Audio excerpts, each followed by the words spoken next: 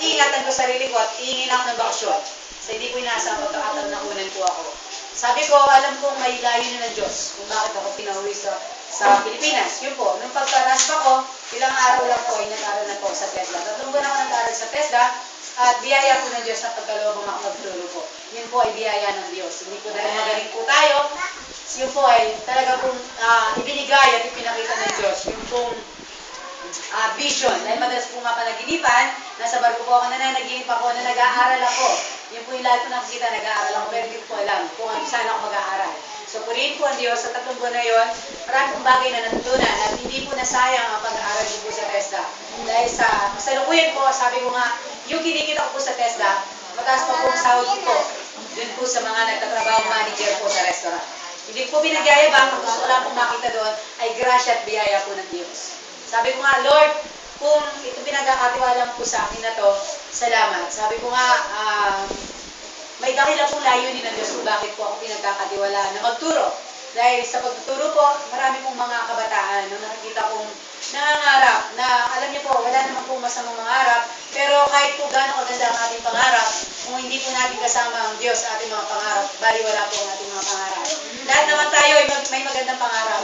And tatandaan po natin, lahat po ng ating gagawin sa ating buhay, kapag wala po ang Diyos, hindi po natin kaya pagtagumpayan. Maaaring makamit na natin ang ating tagumpay sa buhay. Maaaring makamit po natin ang ating mga pangarap. Pero hindi po yun ang kasukatan ng kaligayahan ng tao. Hindi porke mayaman ka, hindi porke doktor ka, hindi porke mayor ka, hindi porke nasa politika ka, masaya ka. Tingnan nyo nga po yung mga politician, hindi po makalis ng bahay yan, lalo mga mayor, na wala po dalang mga bodyguard, na wala po dalang mga bare. Pero po, kung ikaw ay naglilingkod sa Diyos, hindi mo kailangan magdala ng baril kasi iniingatan ka ng Diyos. Kahit gano'ng kadami ang pera mo, hindi mo masasabing secure ka. Alam niyo po, lahat po tayo, kailangan po natin ng Diyos. Hindi po ang magandang trabaho, hindi po ang posisyon ang makapagbabago ng buhay ng tao. Dahil sabi nga po, yung mga politisyan na yan, hindi po kayang baguhin ang sitwasyon na meron tayo. Kahit ibigay nila ang lahat ng pera na kinikita nila, kulang po ang kaligayahan ng tao. Pag wala ang Diyos sa buhay ng tao, kulang po ang lahat. So, introduction lamang po yan, pero 20 minutes lang po ang magtuturo. Nabilis na po ang magturo dahil nagmamadali po ang oras. Sabi po ni Mr. Nene, meron daw siyang Webes, meron daw siyang day off na Webes. Ako po, wala po day off. Hindi lang po yung day off po ngayon. Kaya lang po, sobrang nagmamadali po talaga ang oras. Kailangan ko pang tumakbo ng bayan para bilhin po ang pagkain ng aking mga estudyante bukas. Dahil bukas na po ang final assessment nila. Sama niyo po sila sa panalangin. Ang dami ko pong iniwang trabaho na nakakalat sa bahay. So hindi ko po alam kung paano ko i-divide ang aking oras. Sabi ko nga, Diyos ko, sabi ko, tulungan mo ako. At ako po yung nagpapahinga lang 30 minutes kasi puyat po ako. So sabi ko gano'n, 30 minutes, ibip lang ako, bala yung mga baso at mga nakatambak na po sa Bigla po kumakatok si Sister Tuni, sabi niya, Lunes na daw ngayon. Kasi po, alam niyo po, ang schedule ko po ay super hectic po talaga. So, nag-adjust po ako. In-adjust ko po yung araw po ng aking paglakad. Supposed to be ngayon po talaga, sabi ko, ang hirap po kasi yung magpabago-bago kami schedule. Sabi ko nga, ang bawat oras po sa akin yung mahalaga. So, sabi niya, ako daw po magtuturo ngayon na, ha? Kasi naka-record na po ang Martes, nakaplano na po ang lahat. Ganun po kasi ako, kahit malayo pang mangyari yan, naka-check na po lahat, minsan sinusulat ko para hindi ko makalimutan. Pero sa kabuli ng karangalan ng Diyos, may dahilan po siguro kung bakit natuloy ngayon. Kasi kanina po nakikinig po ako sa turo ni Pastor, nangungusap na po ang Diyos. Meron po ibinigay sa akin ng Diyos na mga salita po kanina, ako po'y nakaupo. Hanapin ko pa lang po sana kasi tinatanong ko sa Diyos kung ano ituturo ko sa inyo sa Martes. Ako po, kahit teacher po ako, hindi ko po, pagaling po sa Bible, hindi po ako ganun pagaling. Kahit po, sabihin natin, nagtuturo po ako sa TESDA, hindi po ako matalino pagaling sa Bible. Dahil po, ang pinakamahirap gawin ng tao, ang ipaliwanag niya ang salita ng Diyos. Dahil hindi naman po talaga tayo matalino. Ang banal na spirito sa kapangyarihan at karangalan lamang po sa kalwalatian lamang ng Diyos, sa kanyang biyaya, kung bakit mo masasabi ito. Subukan niyo po pagtuloy niyo ako ngayon. Mamaya, tanong niyo sa akin, ipaulit niyo, hindi ko po kaya. Pero tinuturo ko po sa TESDA, kahit nakatikit po ako, kaya ko pong ituro. Pero yung ipapahayag po ng Diyos, tanong niyo po sa akin pagtapos ko dito, hindi ko po kaya ulitin sa inyo. Dahil ako po, pag nagtuturo po ako, niluluto ko po ito sa panalangin. Kung ano po pangangailangan ng tao. Nag-speak po sa akin ng Diyos kanina, nakaupo ako, nakikinig ako. Hindi ko po alam kung anong text, hahanapin ko pa lang po. ang Diyos po ay nagpapaulan. Sa bawat kababaihan, magpapaulan siya ng mga biyaya. Yun po yung in-express po sa akin kanina ng Diyos. So sabi ko, hahanapin ko, aralin ko kasi Martis pa ako magtuturo eh. So, purihin po ang Diyos, nangyari na po ngayon. Sabi ko nga, ako po kasi sabi ko nga, gusto ko sabihin nyo ng maaga kasi mahirap mag-adjust. Ang magturo ay hindi po ganun kadali pagdating sa Bible. Sabi ko nga, pagturuin nyo ako ng tinuturo kasi mabilis. Pero yung pagdating niya, nag-aral na po ako. Meron po akong 10 minutes na inabangan itong Bible, ay hinawakan ko, Lord, tulungan mo ako. Hindi ko kaya magturo. Sa'yo nang gagaling ang aking talino. So, sa napakaliit po na oras, nangusap po ang Diyos. At tamang-tama naman po. Alam ko ito po ang kailangan ng bawat sa atin. Ang Diyos po ang nagbigay, hindi po ito galing sa akin. Ang salita ng Diyos ay babahagi ko lang dahil ito po ang pinapasabi po ng Diyos, pinapagawa ng Diyos. Gawa po ito ng banal na Espiritu, hindi ko po gawa. Sige po, tayo po sa madaling lumukot manalangin. Aming Ama na mapagmahal, makapangyarihan, na ano man po ang aming ginagawa, O Diyos, alam namin na kasama ka po namin. Salamat banal na Espiritu sa iyong masaganang biyaya, sa iyong masaganang habag, na sa mga oras na ito, binigyan po kami ng pagkakataon na makapag-aral ng iyong salita. Tunay nga, O Diyos, alam namin, hindi po ito aksidente kung bakit kami naririto. Hindi po dahilan na kami naimbita lamang po, O Diyos, kung bakit kami naririto. Alam namin, ikaw ang nagplano, ikaw ang nagtakda ng oras na ito, na kami ay makapakinig, makapag-aral ng iyong salita, sapagkat naniniwala po ang buhay ng bawat isa amin naman. Meron kang dakilang layunin sa aming mga buhay, meron kang plano at pangarap. Nababago po, O Diyos, ang aming paniniwala, ang aming pananampalataya, babago po, O Diyos, ang aming buhay, sapagkat ikaw po ang kasama namin. Kaya naman po, O Diyos, patuloy mong katagpuin ang bawat isa sa amin. Gamitin mo lamang po akong tuntungan ng iyong mga salita. Tulungan mo po ako, O Diyos, na bigyan mo ako ng talino. Itago mo po ako sa iyong malabay na pagpakabang ipinapahayag ang salita mo, ikaw po ang makita sa kalagitnaan. Ang iyong kaniningan, ikaw ang parangalan, sapagkat wala po ang karapatang umagaw ng anong pagpapuri, O Diyos. Ang kapurihan, karangalan, ay sa iyo po nararapat. Kaya naman, banal na Espiritu, malaya kang kumilos. Ikaw ang magsalita. Ikaw ang manguna sa amin. Sa iyo po ang matas na pagdakila, pagsambal, pagwalhati. In Jesus' name we pray. Amen. So sige po, samahan niyo po ako sa aklat po ng Epeso. Ang ating pong pamagat ng ating inaaral ngayon ay pag-ibig ng Diyos. Ngayon po ay nakakita ako ng kapulat. Naalala ko ulit, this month is a love month. Di ba? Hindi pa ba nang March? Ang pag-uusapan po natin, hindi pa rin tayo nalalayo. Ngayon po, pag-uusapan natin kung ang mga tao po ay sinaselebrate, pinagdiriwang ang Valentine's Day tuwing February 14 or sa buong February, meron po kanya-kanya pong celebration. Yun po ay talagang, lalo na sa mga magkasintahan, mga kasawa, inaalala po talaga nila ang okasyon na to. Pero ngayon po, ang aalalahanin po natin, pag-ibig pa rin po. Pag-ibig ng Diyos sa tao. Pag-ibig ng Diyos sa bawat kababayang narito. Alam niyo po, ang Diyos po ay nagmamahal po sa buhay ng bawat isa sa atin. Sa lahat po ng mga tao na niligaya, minamahal niya po. Sige po, samahan niyo po sa aklat ko ng Epeso. Epeso chapter 3, verse 16. Epeso chapter 3, verse 16. Sino po yung wala pong Bible? Magtaas po ng kamay.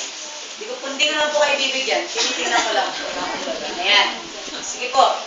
Pag-pray nyo po na magkaroon po tayo ng Bible. O kaya sabi ko nga, ibenta nyo po yung cellphone nyo at bumili kayo ng Bible. Kasi po, ang Bible ay salita ng Diyos. Kung meron po kayong bahay dito na walang may cellphone. Minsan nga po magtataka ka sa isang bahay, meron po kami siguro, kung bibilangin ko po, ilan po kami sa bahay, siguro mga 10 cellphone meron po kami.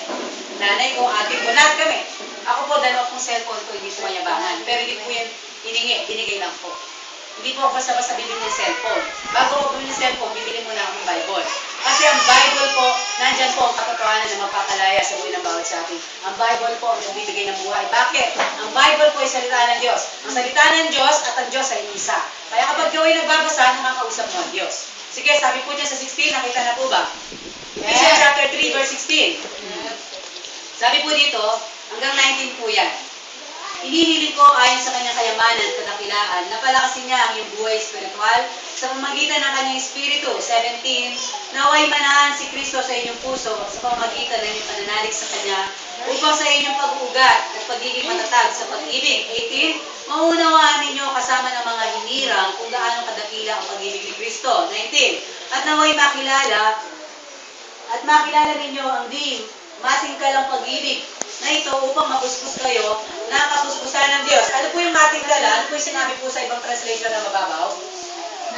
Yung sa ano po? Yung po sa 19. 19. Opo. Matingkala. Naway malaman ninyo buong pag-ibig ni Kristo na hindi kayong abutin ng pag-iisip upang kayo mapuspos ng kapuspusan ng Diyos. So, yun daw po, hindi daw po kayang abutin ng ating mga isip. Ang pagmamahal na ibinigay ng Diyos sa atin. Alam niyo po ba kung ano po ang katunayan? Di ba minsan bago mo pa kasalan ng lalaki, bago mo siya sagutin, patunayan mo muna sa akin, mahal mo ako. Di po ba? Nagbibigay tayo ng kondisyon.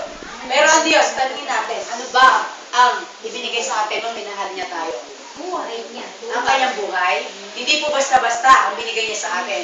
Bagamat siya po ay Diyos, bumaba siya sa lupa para lamang po ipakita. Ubarin ko ang aking pagka-Diyos, bagamat ako'y makapangyarihan, bababa ako sa lupa. Kasi kung minsan, ang tawag po kasi ito, is to believe.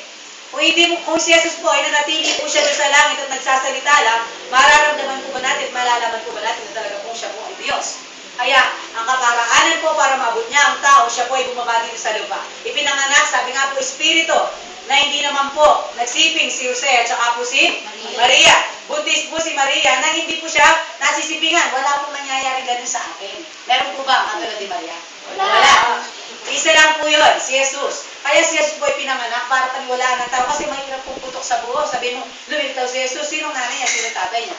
Di po ba? Mahirap paniwalaan yun.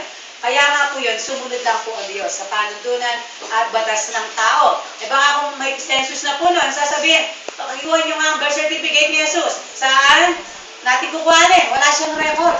Kaya ang Diyos po ay, pati sa kanyang pagpapanganak, pagsilang dito sa lupang ito, ay maayos. Kaya naman po, alam niyo po, nagkatawang tao ang Diyos para lamang po maramdaman niya ang pakiramdam ng isang tao. Kaya si Jesus po, nararamdaman niya kapag ikaw ay nasasaktan. Nararamdaman niya kapag ikaw ay may problema. Nararamdaman niya yung mga panahon na ikaw ay nangungulila. Nararamdaman niya kapag gusot ang pamilya mo. Nararamdaman niya at alam niya po ang pakiramdam na nahihirapan ng kababaihan. Alam po ng Diyos yun. Magpasalamat po tayo sa Diyos. Meron po mga kababaihan na nagbibigay ng panahon at oras para ang kanilang oras na kung saan ay hindi masayang. Alam niyo po, napakalagang malaman ng bawat isa sa atin. Maunawaan, maramdaman. Kasi marami po nagsasabi na alam kong may Diyos. Ang tanong, nararamdaman ba ang pagmamahal ng Diyos? Minsan, paminsan-minsan, pero napakaganda pong balita po sa buhay ng bawat isa sa atin. Ang Diyos po ay nagmamahal sa buhay ng bawat sa atin, hindi lamang po minsan. Ang pagmamahal po ng Diyos, oras-oras, minuto-minuto, nakatuon po ang kanyang paningin sa atin. Sabi po ng kawikaan, ang mata po ng Diyos, ang paningin niya, hindi daw po nawawala sa atin. Kaya naman po, sabi po dito sa ating inaaral, maalala po ni Pablo, pinapakita po ni Pablo dito, gaano po ba kalaki ang pag-ibig ng Diyos sa tao. Sabi po sa John 3:16, gayon na lamang ang pag-ibig ng Diyos. Gayon na lamang ang pagsinta ng Diyos sa mga tao. Sabihin natin sa libutan ay tao. Kaya ibinigay niya ang kanyang kaisa-isang anak, ang kanyang buhay, bumaba siya dito. Para po saan? Para po magpasarap? Para po ba siya ay makilala lang, maging sikat dito sa mundong ito? Hindi po. Ang Diyos po ay pinanganak, bumaba dito para po abutin ng tao. Kasi ang tao po ay hindi po nakaabot sa pamantayan ng Diyos. Ang tao po, nature niya ay makasalanan. Sabi nga sa ating inaaral kanina, ang tao po ay sa ayon sa gusto mo, umiiral po sa kanya yung pagiging natural na makasalanan. Kahit hindi pa po tayo nagsisilang, nasa dyan pa lamang po tayo ng ating mga magulang, meron na pong kasalanan na naghihintay. Bakit? Minanag po natin yan sa ating mga ninuno na si Eva at Adan. At paglabas mo dito, nagkaisip ka, tunay nga po hindi mo masasabing, hindi ako nagkasala. Wala akong kasalanan. Huwag po tayo magpaka-ipokrita. Ako po, ikaw, lahat tayo po ay may kasalanan. Kaya po, kailangan po natin ng Diyos sa ating buhay. Kaya siya po ay bumaba dito. Ano po ang kanyang katunayan na pinakita na tayo po ay kanyang mahal? Pwede naman sana po, hindi po dugo ang tumigis sa Diyos eh. Pwede naman po sana magbayad siya na hindi po siya bugbugin, saktan, ipako sa krus. Dahil siya po yung Diyos at makapangyarihan, pwede naman sana sabihin niya sa Satanas o sa Devil na pwede ba yung kayamanan ko, kasi marami naman akong kayamanan. Sa'yo na ang kayamanan ko, kasi makapangyarihan po siya. Pero hindi po ganun ang ginawa ng Diyos. Ang dugo niya po ay tumigis sa krus ng Kalbaryo. Siya po ay binugbog, minura, pinagsampal. Para po sa akin pong kaligtasan. Hindi po tayo karapat-dapat sa pagmamahal ng Diyos. Pero tunay nga po, napakalaki ng pagmamahal ng Diyos sa tao. Kahit po mga anghel, pwede naman sabihin niyang, Anghel Gabriel, marami pong anghel sa langit. Pwede niyang pababayin yun at ipako sa krus para lang po sa kabayaran ng buhay ng bawat sa ating mga kasalanan. Pero hindi niya ginawa yun. ang kanyang mismong buhay, ang kanyang mismong pagka-Diyos, hinubad niya para maabot niya ang tao. Kung ang mga, sabi po ng mga anghel, ano ba ang tao na yan? Sino ba ang mga tao na yan? Bakit hindi natin maintindihan ang pag-ibig ng Diyos? Dito sa langit, pinupuri natin ang Diyos, sinasamba, sapagkat siya ang Diyos na mapangyarihan sa lahat, hari ng mga hari. Dinidiyos natin, sinasamba. At bababa sa langit para lang hamakin, para lang bugbugin, patayin doon po sa krus ng Kalbaryo. Dahil po sa laki po ng pamamahal ng Diyos. Tandaan po natin, ang ating pong buhay ay wala pong kabulag dito sa mundo ito kung hindi natin mararamdaman at mararanasan ang pag-ibig ng Diyos. Mahirap po yung namatay ka na hindi mo malang nararamdaman ang pagmamahal ng Diyos. Alam ko po buhay na bawat sa atin. Nararamdaman natin may Diyos. Wala namang tao na kahit yung pinakamasamang tao sa mundo ito, alam niyang may Diyos. Pero ang tanong, paano mo minamahal ng Diyos? Paano ka sumasamba at tumatanggap sa Diyos? Ano ba ang relasyon mo sa Diyos? Alam niyo po kung gaano po kalaki ang pagmamahal na binigay sa atin ng Diyos para mapatunayan niya lang na pagmahal niya ang tao. Hindi na po siguro kulang. Di ba minsan kapag tayo nanunumbat, galit tayo sa ating mga asawa or boyfriend, ano ba ang kulang? Ginawa ko naman ng lahat. Napatunayan ko ng lahat eh. Ginagawa ko nang gabi ang ginagawa ko nang umaga ang gabi para lang mapatunayan kung mahal kita. Minsan, siguro dumating po yung pagkakataon na sinasabi ng Diyos, anak, ano ba ang kulang para hindi mo maramdaman ang pagmamahal ko? Kulang pa ba ang pagtigis ng dugo ko sa krus ng Kalbaryo? Minsan nakakalungkot pong isipin kasi maraming tao abala sa buhay. Maraming tao na kapag namumroblema kung kani-kanino lumalapit. Tandaan po ninyo, hindi po albularyo ang sagot sa karamdaman. At tandaan nyo rin po, hindi po sino pa man ang kailangan nyo, si Mayor, lalapitan nyo para kayo ay bigyan ng pera. Wala pong ibang makapangyarihan sa lahat na nagbigay ng ating buhay, kundi po ang Diyos na makapangyarihan sa lahat. Si Jesus, dahil wala pong nakagaya sa ginawa ni Jesus. Sabi nga po sa Gawa 4:12, wala pong pangalan, ibang pangalan na binigay o nasulat sa silong ng langit, kundi pong pangalang Jesus. Kaya wala nang ibang Diyos kundi si Jesus. Dahil sino po bang napako sa krus ng Kalbaryo? Gusto kong marinig. Si Jesus. Si Jesus. Kaya wala po tayong dapat lapitan. Alam niyo po, ang Diyos ay naninibog po. Galit na galit kapag kung sino-sino tinatawagan natin, nilalapitan natin pag tayo may problema. Kapag hindi na natin, minsan po kasi ang tao kung kanino lumalapit, ay sa kapitbahay ko muna. Kasi may pangangailangan ako ngayon kasi ang aking anak nasa ospital. Ay siguro yung makdo sa nagpapa 5-6. O kaya yung isang desperate, maraming pera yon. O kaya si Mayor, panahon ngayon ng politika, makakalapit ako doon. Alam niyo po, hindi po ganun ang gusto ng Diyos. Ang gusto ng Diyos, dumirekta ka sa Kanya. Sapagkat yung mga tao na yan, may kanya-kanyang problema. Sapagkat yung mga tao na yan, may kanya-kanyang suliranin. Bago ka nila unahan, siyempre, yung pamilya muna. Kaya nga po, kung lumapit ka sa Diyos, hindi ka niya bibigoyin. Pag ikaw ay nanalangin ngayon na may pusong nagtatapat sa Kanya, sabi po sa pinag-aralan natin kanina, daw po tayo, sa kawikaan, naalala ko yung turo ni Pastor kanina, pag daw po tayo ay lumapit sa Diyos, na may pusong nagtatapat na wala kang magagawa, tandaan po ninyo, hindi po masungit ang Diyos. Hindi po siya katulad ng politician na papangakuan ka ngayon. Sige, bibigyan kita ng 10,000 bukas, pero sa mga susunod na araw, hindi po totoo yun. Pero ang Diyos, pag nangako siya, ngayong kalmapit sa Kanya, hindi Kanya bibiguin. Ibibigay niya ang iyong pangangailangan. Gaano po ba kayo kadali sa Diyos? O gaano ba kahirap sa Kanya na ang taong lumalapit sa Kanya, naghahanap sa Kanya, ang hindi niya pagbibigyan? Alam niyo po, kung ibinigay ng Diyos ang Kanyang dugo, kung ibinigay niya ang Kanyang katawan para ikaw ay maligtas at magkaroon ng buhay, gaano ba kadali ang hinihingi mo? Gaano ba kahirap?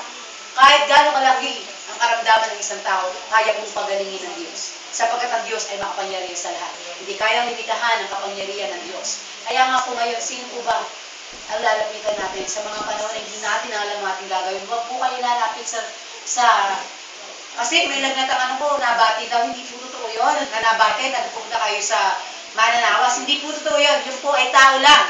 Pero ang Diyos na makapangyarihan sa lahat, kaya magbigay, kumextend ang buhay.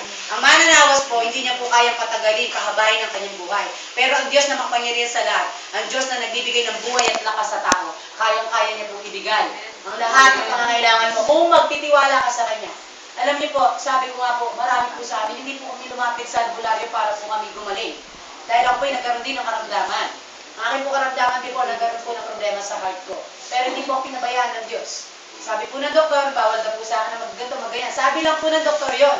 Hindi po ako naniniwala kasi mas naniniwala ako sa kapangyarihan ng Diyos.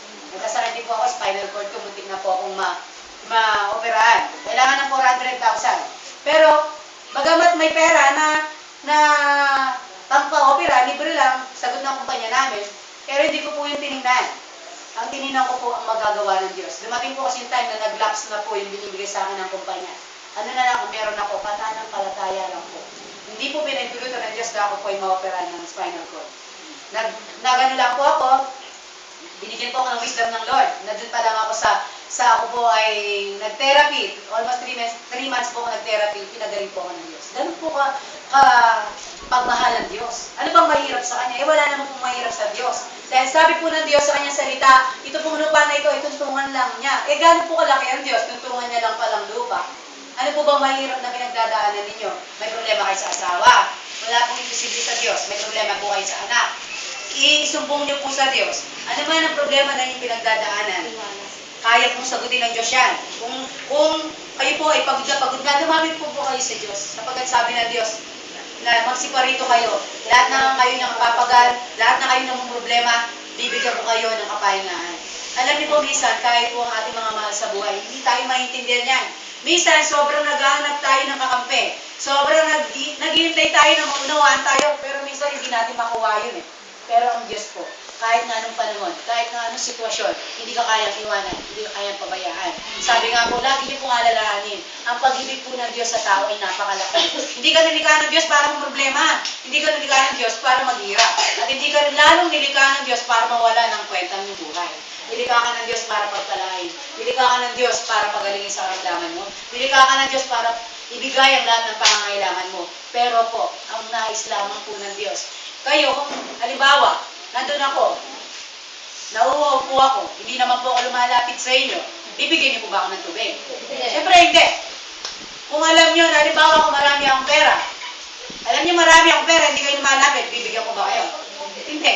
Siyempre, ganun din po ang Diyos. Lumapit naman kayo, alam nga naman, itong pera, alam nga naman paulanin ng Diyos ng langit po. Alam niyo ang Diyos, kaya niya po pinapaintindi sa atin, na minsan ay kulang, hindi mo makatatagpuan at makikita sa mundo ito yung kakulangan na to. Para lang malaman mo, kailangan mo ko. Kasi baka pag binigay ko, inabot ko na lang sa iyo lahat-lahat, kalimutan mo ko. Gusto po ng Diyos, paalala sa buhay ng bawat isa sa akin.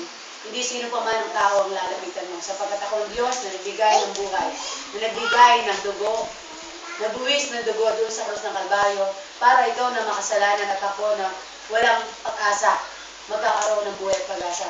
Ang bawat isa po sa mga kababayan na nakikita niyo po, dati po kami walang pag-asa.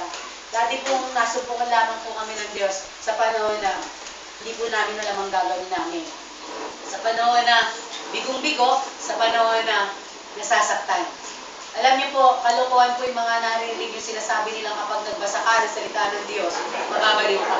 Pumunta po kayo sa mental. Ganun niyo po, ano po bang binabaliw ng mga tao naroon?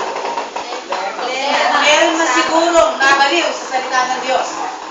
Baka, isa lang yun o wala. Alam niyo po, pumunta kayo sa mental, tanungin mo kung ano ang kinabaliw niya. Masyadong dinibdib ang problema. Iniwan ng asawa. Walang pera, na bankrupt. Alam niyo po, hindi po Biblia ang nagpapabaliw sa tao. Ang Biblia po ang babago ng pananaw ng tao. Sapagat ang Biblia salita ng Diyos, yun po ang babago po sa pananaw po ng tao. Sapagat kami po, wala po kami ibang puhunan. Kung bakit naging matagumpay po ang aming buhay, dahil po sa biyaya ng Diyos. Ito po ang Bible. Kung sa cellphone po, meron po tayong panahon. Upuan po natin mga nanay. Lahat po tayo, lahat ng mga nanay, marami pong problema yan. Maraming pinagdadaanan. Lahat, iniisip. Lalo na magbabudget. Magbabudget ka ng 200, hindi mo lang paano mo ibabudget hanggang isang linggo. Minsan, budget ka ng budget, wala ka namang gagas. Budget ka ng budget, wala kang babudget. Yun po pinakamahirap. Gusto niyo po bang mag-budget kayo? Na yung nagbabudget po kayo natutugunan po at sumusobra ka? Siyempre lahat tayo gusto natin. Subukan po natin ang Diyos. Ito po natin sa Bible makikita ang sagot. Ang pagyaman po, madali po yan para sa Diyos. Sapagkat wala pong bagay na mahirap sa Diyos. Sabi ko nga, dati po kaming walang-wala. Nanghiram lang po ako ng bigas sa kapitbahay. Nangungutang lang po ako ng sardinas sa kapitbahay. But sa biyaya po ng Diyos, hindi na po kayo, nung makilala ko po ang Diyos sa aking buhay, hindi na ako nangungutang ng sardinas at hindi na ako nauubusan po. Wala kaming palayan. Hindi po nauubusan ang aming bigasan. Bakit? Hindi na po kami nangungulam po ngayon ng adobo. Alam niyo po yung adobo? Toyo lang po yun, tsaka mantika. Para na rin pong adobo yun. Saging na may asin. Naalala ko po yun, yung Gloria saging, mga po yung nag-aaral. At naranasan ko rin pong kumain ng kamote. Yung nilagang kamote na walang kanin. Tagirap pa po noon. Pero pangako po ng Diyos, kapag ikaw ay lumapit sa Kanya, kapag ikaw ay nanampalataya sa Kanya, ang buhay na mahirap, gagawin niya po, hindi ka man mayaman na maraming pera, pasasaganahin ka ng Diyos. Tandaan niyo po, ang kapayapaan ng kaisipan ng tao, ang pagtulong, ang kagalangan ng tao, hindi po kayang bayaran ng pera yan. Bibigyan ka ng kapayapaan ng Diyos. Bibigyan ka ng kasiyasiyang buhay ng Diyos. Kasi yun po plano at pangarap ng Diyos sa buhay ng bawat sa atin. Hindi pinangarap ng Diyos na mahirapan ka. Hindi pinangarap ng Diyos na magmukmuk pa sa loob ng bahay habang ikaw ay nang problema. Tandaan po ninyo, wala tayong ibang masasandalan at lalapitan, kundi ang Diyos. Tandaan po natin, ang buhay dito sa mundo ito, kulang kapag wala ang Diyos. Hindi tayo mabubuhay nang wala ang Diyos. Bakit? Sapagat ang Diyos ang lumikha sa atin. Alam ng Diyos kung ano ang ating pangangailangan. Kasi siyang lumikha sa atin eh. Siyang may hawak ng buhay ng tao. Hindi mo kailangan lumapit kung kani-kanino pa ng sampulikapyo kung kani-kanino. Dumirekta ka na sa Diyos. Sabi nila, nire-respeto ko lang kasi siya, picture lang naman yon. Alam niyo ba, nagtalo po kami ng asawa ko kailan lang. Dahil sa pinipilit niya yung picture na yan. O sige, for example, ikaw, yung anak natin, yung anak natin, yung nagbibideo po dyan. Sabi ko, for example, kinuhanan ka ng picture ng anak natin. Tapos, ngayon, picture lang naman eh, di ba? Nandyan ka, kinakausap niya yung picture. Buhay ka naman, nandyan ka lang. Ikaw yung kinakausap niya picture mo, Daddy, yung gwapo-gwapo mo, Daddy, kailangan ko lang ganito. Anong mararamdaman mo? Masasaktan ka ba? Siyempre, may insulto ka. Sabi nila, picture lang daw. Ang Diyos po natin na hindi po picture. Ang Diyos po natin ay buhay at makapangyarihan sa lahat. Kapag nagsasalita ka sa Diyos, sinasabi mo yung nararamdaman, hindi mo kailangan magpaulit-ulit sa Kanya na maraming panalangin. Hindi na po maririnig ng Diyos yun. Hindi po kung sino-sino po ang padadaan mo pa kay ganito, si ina ng ganyan. Hindi po. Dumirekta ka sa Diyos. Panginoon, ito po ang kalalagayan ng aking buhay. Panginoon, ito po ang aking nararamdaman, ang sakit-sakit. Hindi po ako maunawa ng aking asawa. Hindi niya po ako binibigyan ng kanyang kita. Meron pang secret. Diba? Binigyan niya ako ng 1,000 pero kinita niya pala 1,500. Diba? Alam po ng Diyos lahat yan. Hindi po. Mahirap po ba ang paglapit sa Diyos? Hindi. Kasi binigay na po ng Diyos ang pinakamadali. Sabi niya, magsiparito kayo. Hindi sinabi ng Diyos, pag namumroblema kayo, pag hindi nyo alam ang inyong gagawin, huwag kayong lalapit sa akin. Hindi po ganun na sinabi ng Diyos. Sabi po ng Diyos, lahat po ng mga napapagal, napapagod, nahihirapan, namumroblema, may karamdaman, lumapit po tayo sa Diyos. Bakit? Alam kasi ng Diyos, hindi nyo kaya. Nararamdaman po, kasi naging tao po ang Diyos eh. Naramdaman niya yung pagsubok na pinagdadaanan niyo. Kasi hindi nga po tanggap ang Diyos ng mundong ito eh. Kinutsa siya, pinagtawanan, hindi kinilala. Eh tayo nga, napakaswerte po natin, napakamapalad po natin eh. Meron pong taong naniniwala sa atin. Pero si Jesus, maraming taong din naniniwala sa Kanya. Sabi nila, si Jesus daw ay tao lang. Gaano po kasakit sa'yo? Nasabihin tao ka lang pero Diyos ka. Diba? Gaano kasakit sa'yo na buhay ka? Gaano kasulto po sa isang tao na buhay ka pero ang kinakausap yung picture mo? Matutuwa po ba kayo? Nung sinabi ko po sa asawa ko, hindi na po siya kumibok. Okay? Kung ganyan ang kung dyan tayo magtatalo, papakuha lang kita ng picture. Yun na lang kakausapin ng anak natin. Kasi sabi mo, nire-respeto lang eh. Sabi ko, papakuha lang kita ng picture. Kung dyan lang pala gustong paglapit sa Diyos o paglapit sa'yo, bibigay ko na lang kay Faye dyan, hindi na siya uuwi. Yung picture na lang ang kakausapin niya. Anong mararamdaman po natin? Alam po kasi ng Diyos, ang bawat inaing, ang bawat sa atin. Hindi po sinasabing tinitira ko po yung mga kung sino-sino. Hindi po tinitira dahil po ang katotohanan. Pag hindi po natin nalaman ang katotohanan, wala po, hindi po tayo makakalaya. Panahon na po, this is the time para tayo po ay mamulat sa katotohanan.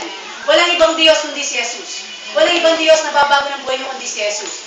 Dahil lahat po kami, naranasan po namin yun. Ano man ang meron kami ngayon, karangyaan ng buhay, ano man ang meron kami tagumpay, galing po sa Diyos. Biyaya po ng Diyos yun. Sabi ko nga kung dati-rate, nanghiram na ako ng bigas ngayon, hindi man po ako nagpapairam ng bigas kasi wala kaming bukid, pero hindi nagkukulang po ang bigasan namin. Hindi po natutuyuan yun. Kasi, sabi ko nga, pag naalala ko yung mahirap na buhay na nagtatanim ng palay, sabi ko, ang hirap palang maging mahirap. Alam niyo, ayaw ng Diyos, na habang buhay kayong naghihirap, dahil hindi po yung pilano ng Diyos. After 4 months, wala ng palay, wala na naman. Pag umani, kulang pa ang inani sa pambayad sa utang. sa inyo, plano po ng Diyos na nangungunin po kayo sa hirap. Plano ng Diyos na bigyan po kayo ng masaganang buhay. Kung ano po ang meron po ako, masigit po ang pwedeng ibigay sa inyo ng Diyos. Sabi ko nga, pag lumapit ka sa Diyos, hindi ka na mangungutang, ikaw na magpapautang. Totoo po yun.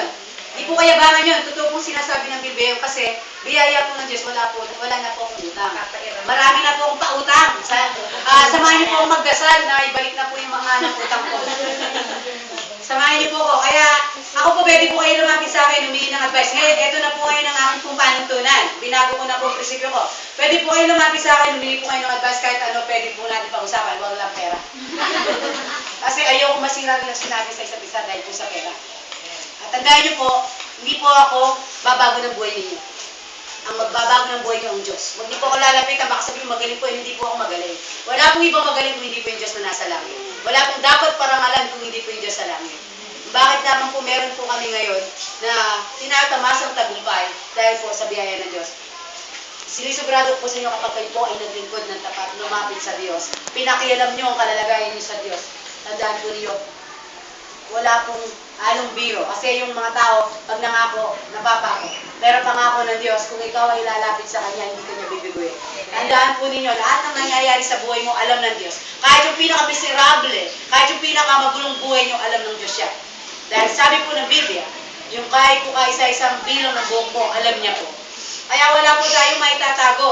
Kahit minsan, kasi may mga taong plastic eh. Nakakangiti, nakaka-smile sa harapan ng ibang tao, pero ang totoo, nadurog ang puso. Alam niyo po, alam ng Diyos yan eh. Hindi po tayo pwedeng magsinungaling. Ano bang kailangan natin? Wala po tayong ibang lalapitan kundi ang Diyos. Kailangan niyo po ang Diyos, hindi kayo kailangan ng Diyos.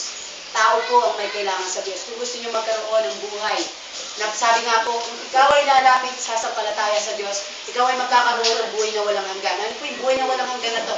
Ang ating pong buhay dito sa lupang ito ay pansamantala lamang. Ang totoong buhay po doon po sa kalangitan. Ang tao po meron siyang dalawang choice. Pipili ka lang ng isa, hindi pwedeng dalawa. Kung gusto niyo po, dalawa. Gusto niyo sa langit, pwede sa impyerno. Ngayon, ano pong gusto niyo? Langit lang o impyerno?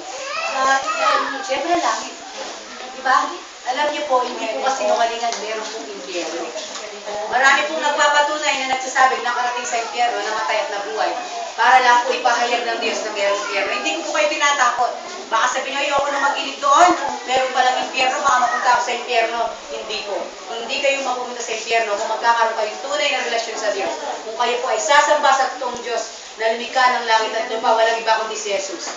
Kailangan po ng tao ang Diyos.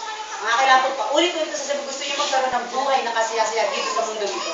Lumapit kayo kay Jesus. Hindi sa politika, hindi kanino pa man, sapagkat hindi kayang baguhin niya ang buhay ninyo. Ang babago po ng buhay nyo, mula po sa kahirapan, Diyos lamang. Wala nang iba. Huwag niyo po sasabihin na, ay kaya ako makikinig doon kasi baka kasi mabagong buhay ko. Hindi po. Kaya minsan sabi po ng asawa ko, yung daw kaibigan niya gusto pumunta sa amin kasi daw, babaguhin ko daw ang buhay niya. Hindi ako Diyos. Hindi ako Diyos para baguhin ko buhay niya. Kung gusto niya magbago, lumapit siya sa Diyos. Kaya nga po, wala pong ibang dapat pong lapitan kundi ang Diyos. Diyos lamang. Si Jesus lamang ang napako sa krus ng Kalbaryo. Ngayon, magdesisyon po kayo. Magdesisyonin po kayo. Hindi po ba tayo tumayo? Magdesisyon po kayo. Alam po ng Diyos ang pinagdadaanan niyo sa buhay. Hindi po nalilinis sa Diyos ang inyong pong pinagdadaanan. Matagal na po panahon na naghihirap po ang inyong kalooban. Batid po ng Diyos yan. Sabi po ng Bible, sa bawat pag-iyak po daw ng ating mga mata, sa bawat pagpatak ng ating mga luha, naroon daw po ang kamay ng Diyos. Ang kanya pong dalawang kamay ay sumasalo sa bawat luha po ng ating mga mata. Kaya po kung gaano man kahirap ang ating pinagdaanan o pinagdadaanan pa na gusto po nating mabago at magkaroon ng tunay na kaligayahan sa ating buhay, wala pong ibang kaligayahan kundi si Jesus. Na dati-dati po, sabi ko nga ang aking buhay magulo pa sa pinakamagulong buhay. Pero nung makilala ko si Jesus sa aking buhay, nagkaroon po ng iba na po yung buhay ko ngayon. Sabi ko nga, hindi man mayaman sa material na bagay, pero yung kaligayahan na nararamdaman, yung po hindi ka nagkukulang, hindi ka nawawala, napakasarap po sa pakiramdam yan. Minsan kasi, alam po, bawat isa natin dumaraan sa sitwasyon o pinagdadaanan o dumaan, na darating yung oras, gusto mong kumain, wala kang makain. Naranasan po ba natin lahat yun? Yeah. Yung bang tuition pina, yung anak mo, parang nadudurog ang puso mo, wala kang may pawalang kahit saging. Kahit na Kahit na po adobo lang, wala kang maibigay. Alam ko lahat po tayo pinagdaanan natin yan. Pero po sa Diyos na buhay, wala pong bagay na imposible. Kung dati-dati, adobo lang. Ngayon totoong adobo may manok na yon. Kaya pong ibigay ng Diyos yun. Sa buhay ng bawat sa atin. Yung kapahingan, yung pag-ibig, kaya pong ibigay ng Diyos yan. So, sige po, tayo po ay pumikit. Lahat po tayo pumikit. Magtapat po tayo sa Diyos. Sapagkat sabi po ng kanyang salita, ang taong nagtatapat sa Diyos, masigit na nagtatapat mas tapat ang Diyos. Kung ikaw ay nagtatapat, mas lalo kong tapat ang Diyos. Sige po, sa lahat po na naririto, huwag po tayong mahihiya. Sapagkat sabi ng salita niya, ang tao o sino man ang magkahiya sa Diyos dito sa lupa, ipapahiya niya sa kalangitan. Gusto niyo po bang kilalanin kayo ng Diyos sa oras na ito? Kilalanin niyo po ang kanyang kapangyarihan. Sa mga oras po na ito, tayo po ay magtapat sa Diyos, sumuko. Ang pagtaas po ng kamay ay hindi po nakakahiya. Sapagkat ang pagtaas po ng ating mga kamay ay pagsuko ng buong buo sa ating Diyos. Lahat po tayo, itaas po natin ang dalawang kamay natin. Magtapat po tayo sa Diyos. Sige po, samahan niyo po ko sa aking panalangin na bibig. Kasi sabihin po natin, Panginoong Jesus, kailangan kita. Hindi ko kayang mabuhay sa buhay na meron ako ngayon kung wala ka. Panginoong Jesus, nagtatapat po ako sa inyo. Inaamin ko na ako po ay makasalanan. Marami o Diyos, tulungan mo po ako. Nais ko po na mabago ang aking buhay. Pumasok ka sa aking puso. Pagalihan mo ako, O Diyos. Gusto ko maranasan ang buhay na naroon ang pag-ibig. Kailangan kita, O Diyos. Pumasok ka sa aking puso. At patuloy na yakapin. Mula ngayon, ikaw, Jesus, tinatanggap kita bilang Ama at tagapagligtas ng aking buhay. Sige po, ako na lamang po ang mananalangin. Aming Ama na makapangyarihan sa lahat, dinig mo, Panginoon, ang sino man na sa aming kalagitnaan na ibinukas ang kanilang puso, ang kanilang bibig, para sila ay magtapat. Kilala mo po sila, O Diyos. Isama mo po, Panginoon, ang kanilang pangalan sa aklat ng buhay. Ama, bigyan mo po sila ng buhay na kasiyasiya dito po sa lupa. Tunay nga, O Diyos, hindi ko sila kilala, Panginoon, pero alam mo ang kanilang pinagdadaanan. Hindi po nalilingid sa iyo, O Diyos, ang kanilang pinagdadaanan sa buhay. Ano man po, Panginoon, ang sigalot-gulo sa kanila pong tahanan. Ang relasyon sa ama at sa magulang, asawa sa asawa, Lord, pakialaman mo po ito, O Diyos. Anumang problema na kanilang pinagdadaanan, relasyon, ang tahanan na nasira, muli mo pong buuin, muli mo po, O Diyos, na pasaganahin at patatagin, lalo na po sa mga may asawa po, O Diyos. Lalo na doon sa nahihirapan sa kanilang mga asawang lalaki o asawang babae man po, O Diyos. Patatagin mo po, Panginoon, ang kanilang kalooban. Iparanas mo ang masaganang biyaya na kung sila'y magtitiwala sa iyo, Diyos, kaya mong buuin kahit gaano kalaki ang problema. Kaya naman po, Diyos, makialam ka sa sitwasyon ng kanilang tahanan. At doon po sa may mga karamdaman, O Diyos, hindi mo masambit ang kanilang mga karamdaman. Ano man po kanilang pinagdadaan sa kanilang buhay, mga pusong sugatan, O Diyos, gamutin mo po ito, Panginoon. Ano man ang karamdaman na meron po sa kanila, pagalingin mo po, O Diyos. Ama, alam mo po, Panginoon, na ikaw po ang Diyos na mayaman po sa biyaya. Sa oras po ito, O Diyos, itantayin mo ang iyong mapagluman ng kamay. Sa buhay ng Panginoon, na meron po dito sa kalagitnaan ng kababaihan, O Diyos, na meron po siya, Panginoon, pinagdadaanan, na meron po siyang nararamdaman ang mana sa relasyon, Panginoon, na hindi ko masabi kung siya, biyanan niya man o asawa, Panginoon. Lord, punuin mo, Panginoon, ang kagalakan ng kanyang puso. Iparanas mo, Panginoon, sa sino mang kababayan narito, O Diyos, na nakakaranas mo ng pagsubok sa kanyang buhay, sa relasyon, sa kanino mga relasyon, O Diyos, ayusin mo po ito, Panginoon. Pero po dito, O Diyos, pagod na po, Panginoon, sa buhay na nahihirapan. Alam ko po, O Diyos, wala pong bagay na imposible sa iyo. Ama, yakapin mo, amuhin mo po sa kahirapan ang mga kababayan ito, O Diyos. Ang mga taong nagtatapat, lumalapit sa iyo, Panginoon, sapat ang iyong biyaya, sapat ang iyong pag-ibig. Panginoon, salamat sa buhay ng bawat isa na nagbigay ng panahon at oras para ikaw ay masamba. Na nagbigay ng oras para ikaw ay malapitan ko, Diyos. Tunay nga, Panginoon, salamat sa kalambuhay. Alam namin hindi mo kami bibiguin. Alam namin, Panginoon, uuwi kami, Panginoon, na meron kaming kapayapaan at kagalakan. Ama, ang lugar po ng Magumbali, idinideklara po namin ang bawat kababayan, ang bawat tahanan sa lugar ng Magumbali ay pagpapalayan ng Panginoon. Silang lahat, Panginoon, kami bibigyan mo ng mahinang buhay, masaganang buhay, magdadala, Panginoon, ng maraming kaluluwa. Lalapit sa iyo, Diyos, ang mga kababayan, mga pamilya,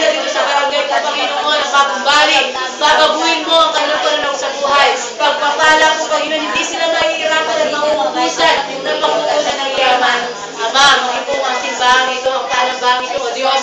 Naniniwala ko na pagpapalain mo, lalaki, lalawak, ang gawain dito, at patuloy na ang pagpapala mo, O Diyos, ay dadaloy po sa lugaring ito, Panginoon. Maging ang tahanan ginagamit mo, Panginoon. Lupang ito, O Diyos, ibabalik mo sa kanila ng siksik, liklik at umakabaw ang pagpapala, Panginoon.